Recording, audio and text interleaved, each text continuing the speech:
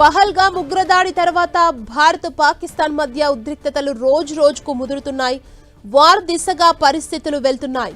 భారత్లోని పాక్ జాతీయులను దేశం నుంచి వెళ్లగొట్టడమే కాకుండా సింధు నది జలాల ఒప్పందం రద్దు, పాక్ విమానాలకు భారత్ గగనతలం మూసివేయడం, దిగుమతులను స్తంభింపజేయడం లాంటి చర్యలతో పాక్ని అన్ని వైపుల నుంచి భారత్ బంధిస్తుంది. దీంతో ఎప్పుడు ఎలాంటి పరిణామాలు చూడాల్సి వస్తుందోనని పాకిస్తాన్ భయాందోళనకు గురవుతోంది. మద్దతు కూడగట్టుకునేందుకు ప్రయత్నిస్తోంది.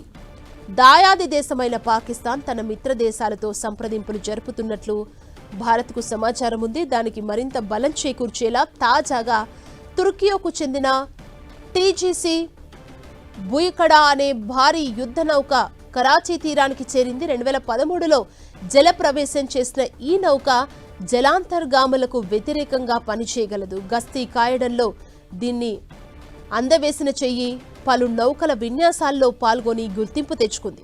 పాకిస్తాన్కు చెందిన నౌకలను జల మార్గాలను భారత్ దీన్ని నిషేధించింది. మరోవైపు ప్రధాని మోదీ, రక్షణ మంత్రి రాజ్నాథ్ సింగ్ త్రివిధ దళాల ఉన్నతాధికారులతో వరుసగా భేటీలు నిర్వహిస్తుండటంతో భారత్ ఏ క్షణమైనా ఎదురుదాడి చేయొచ్చని పాకిస్తాన్ అప్రమత్తంగా వ్యవహరిస్తుంది. సముద్ర మార్గంలోనూ దాడి చేసే అవకాశం ఉన్నందున తుర్కియోను సంప్రదించి గస్తీ నౌకను తెచ్చుకున్నట్లు తెలుస్తుంది.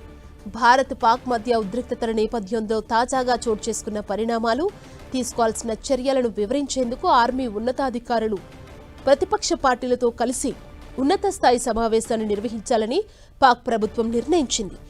చేపట్టబోయే కార్యాచరణ గురించి పాక్ ఆర్మీ అధికారులు వివిధ పార్టీల నేతలకు వివరించాలని భావించారు. అయితే ఈ సమావేశానికి హాజరు కాబోమని ఇమ్రాన్ ఖాన్ కు చెందిన పాకిస్తాన్ తెహ్రిక్ ఈ ఇన్సాఫ్ వెల్లడించింది.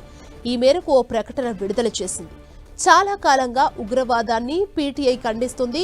పార్టీ వ్యవస్థాపకుడు ఇమ్రాన్ కూడా ఈ విషయంలో తన వైఖరిని పలుమార్లు బహిరంగంగా సమావేశాల్లోనూ నొక్కి చెప్పారని ప్రకటనలో తెలిపింది.